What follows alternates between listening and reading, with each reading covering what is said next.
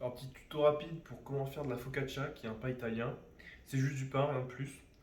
Euh, Première étape, l'étape la plus importante, et ce qui va faire en sorte que ton pain sera bon à peu près, c'est la levure. La levure, je préfère la prendre fraîche, honnêtement. Ça a un plus meilleur goût, ça veut rien dire plus meilleur, mais c'est meilleur. Que la levure sèche, et puis c'est aussi facile à s'en procurer en vrai. Et ça se conserve au congélateur, si vous voulez tout savoir. Niveau quantité, c'est indiqué sur le sachet normalement. Là par exemple, il y a marqué 42 grammes de 500 à 100 grammes. Donc pour 500 grammes, je vais prendre la moitié. 500 grammes de farine, je précise. Ensuite, étape cruciale dans la levure, s'assurer qu'elle soit bien nourrie. Et on la nourrit comment? On la nourrit avec du sucre tout simplement. Donc on va prendre un peu de sucre. C'est quelle heure? Voilà, une bonne cuillère à soupe de sucre, on va se mettre d'accord sur ça. Alors du sucre, pas que du sucre, on peut utiliser que des trucs sucrants. Par exemple là je vais utiliser un peu de sirop d'érable parce que je vois que j'ai pas trop de sucre. Et je vais vous montrer ensuite à peu près la quantité dans le bol. Vous voyez, donc là c'est la levure, c'est fraîche, et là c'est le sucre. Et ensuite ce qu'il faut faire, c'est ajouter de l'eau chaude. Euh, Pas trop chaude, pas bouillante, ça c'est important. Bouillante, ça tue la levure. Pas assez chaude, ça ne réveille pas la levure. Donc eau chaude, on peut tremper dedans le doigt et c'est assez chaud, je dirais chaud comme une douche presque. Et on va mesurer, moi je vais mesurer 250 grammes d'eau et vous dire les mesures juste après. On a 260, on en a mis un peu trop, mais c'est pas grave. Et ce qui est important ensuite, c'est de mélanger à la maryse. Et alors là, on va jouer à un jeu de patience, puisque faire du pain, c'est attendre.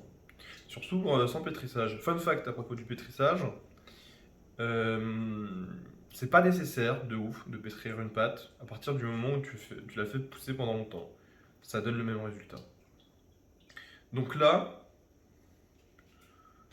on a mélangé le délire, voilà, comme ça.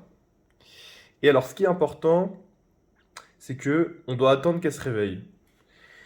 Attendre qu'elle se réveille, c'est attendre de voir les premiers signes de vie sur une levure. Et alors, une levure, c'est très humain, ça respire. Là, on vient d'attendre une vingtaine de minutes. Et on peut voir qu'il y a des petites bulles à la surface qui remontent. C'est signe que la levure est bel et bien en vie et qu'elle respire. Donc, on va pouvoir passer à l'étape suivante.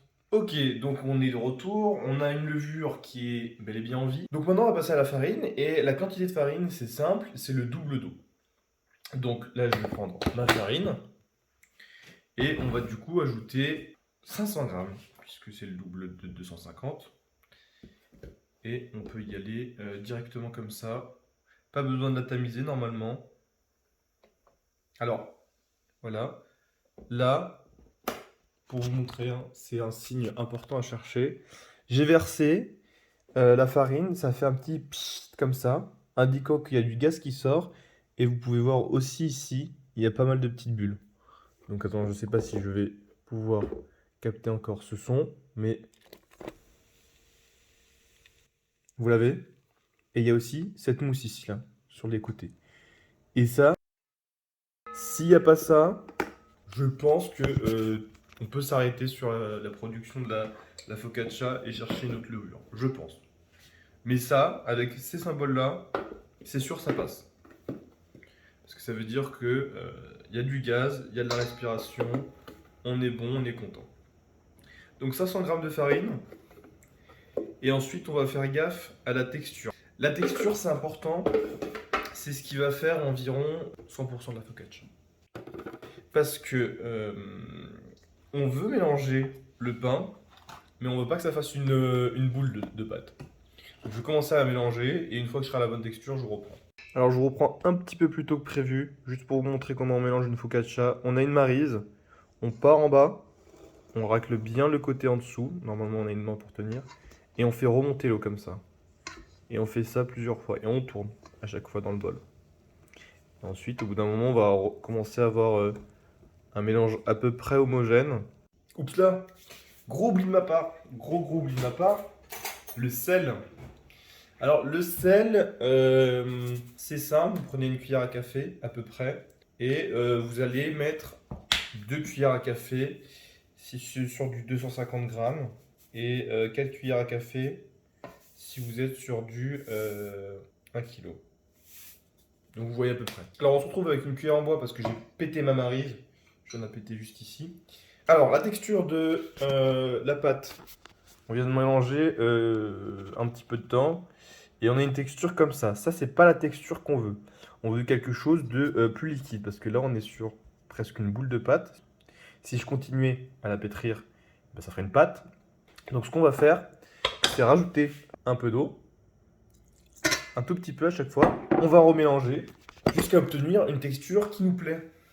Donc là, on mélange. Je viens de mélanger et incorporer l'eau. Et on est sur une texture de pâte plus humide.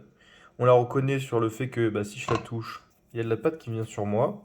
Mais on n'est pas encore sur une bonne texture parce qu'on est encore sur presque un bloc de pâte. Comme ça, quand on voit comme ça, c'est vraiment encore un peu solide. Donc on va rajouter encore un tout petit peu d'eau. Il faut vraiment y aller progressivement parce que ça part très vite en fait. À tout moment, avec beaucoup d'eau, ça peut. Enfin, avec un peu d'eau, ça peut changer totalement la texture.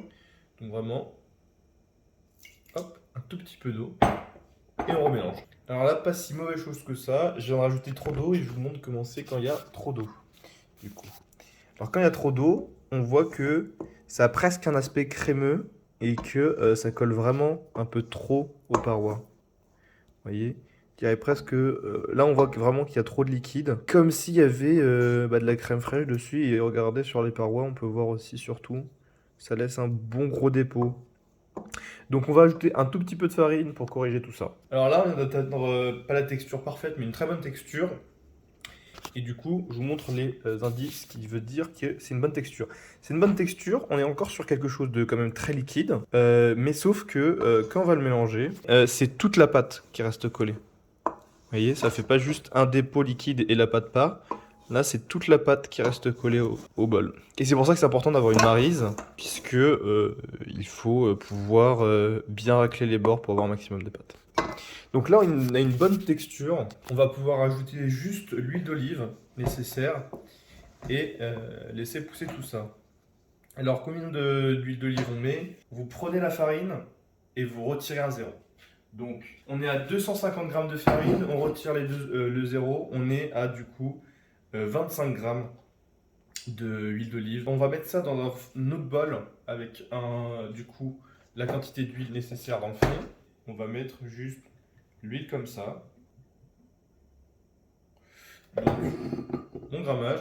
L'huile est dans le fond là, et on va la faire tourner un peu comme ça pour enduire les bords et pour pouvoir accueillir la pâte dans les meilleurs auspices finalement. On prend la pâte et on commence toujours par le haut du bol. Ici, on commence à racler tout en haut. Voilà, tout en haut, et on va peu à peu, hop, faire un tas.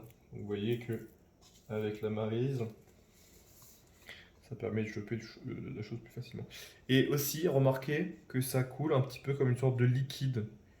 Donc, vous voyez, ça a le comportement d'un liquide presque, très visqueux. Vous voyez le comportement d'un liquide. Et donc, hop,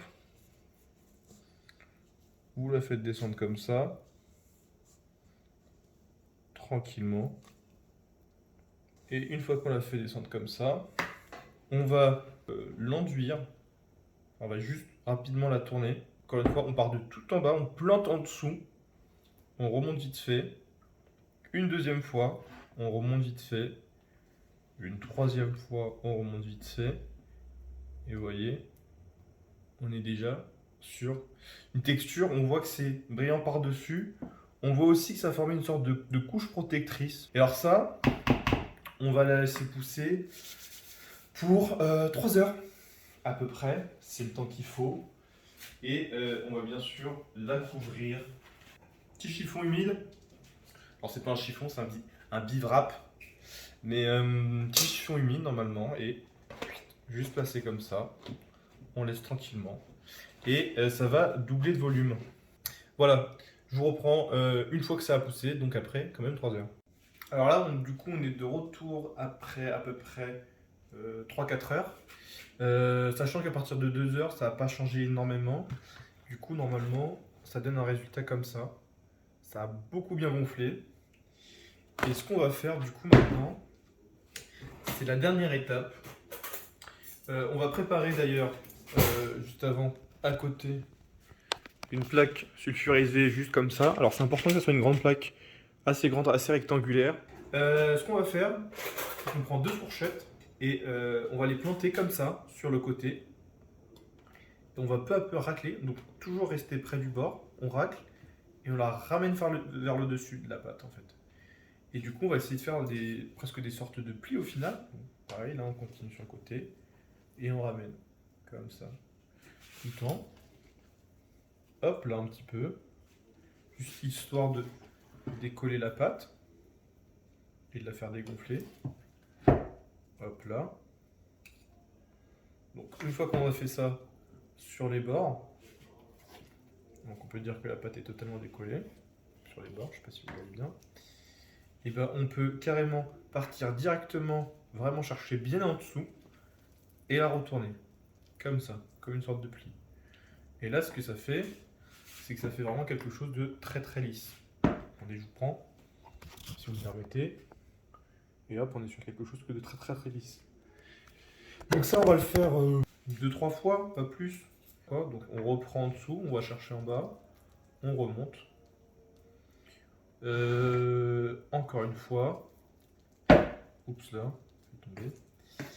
Et une toute petite dernière fois, pour vraiment bien, voilà. Au bout d'un moment, ça fait vraiment carrément une boule toute seule qui se tient bien. Et puis, on transvasait de la pâte sur la plaque rectangulaire. Donc, on la ramène ici, sur la bouteille. Et papier sulfurisé pour pas que ça colle. C'est le plus simple, honnêtement. Et on va juste, hop, verser la pâte comme ça.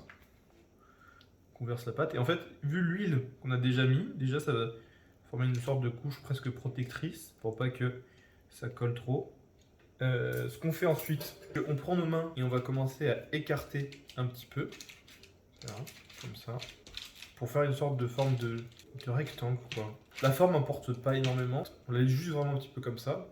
Et comme vous pouvez voir, ça, ce qui est bien, ça lie pas trop les mains.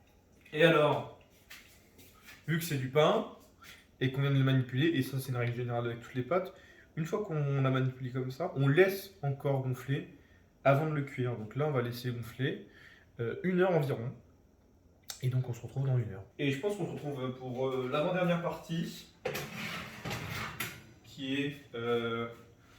regardez comment elle a bien gonflé. Tac, donc là, on est vraiment sur de la très gonflerie. Et on voit que ça fait carrément des bulles, notamment là. C'est qu'ils sont en train de respirer au maximum. Ce qu'on va faire, c'est mettre le four à 220 degrés.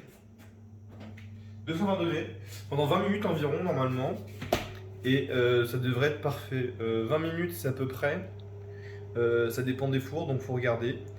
Et l'une des dernières choses à faire pour la focaccia, c'est un peu de la mise en forme. Donc vous voyez, elle est comme ça. En fait, il suffit juste de prendre ses doigts et d'appuyer. Petite erreur. Coupure, donc je disais, il suffit avant de mettre de l'huile d'olive. On va mettre une petite cuillère. Comme ça. Et on répartit ça un peu partout, une deuxième en vrai. Hop. Une fois qu'on a ça, on va faire de la mise en forme un peu. Et ça consiste en fait au final à faire des petites bulles comme ça, faire des petits trous comme ça. Ce qui va donner la texture et le côté intéressant de la focaccia. On peut essayer de donner une forme un peu plus rectangulaire, mais c'est pas le plus important en vrai. Du moment qu'on fait les petites bulles comme ça, et normalement ça devrait être bon. Donc là, une fois que le four sera chaud, 20 minutes, et on a fini avec le pain. Pas du tout. Dernière étape, c'est de l'assaisonner parce que c'est un pain un peu type apéritif, à grignoter un petit peu avec tout et n'importe quoi. Donc je peux prendre des herbes de Provence, des mélanges provençaux, Mais on peut mettre des herbes de Provence et ça va être genre juste super bon. Donc il suffit d'en prendre et d'en saupoudrer un peu comme ça.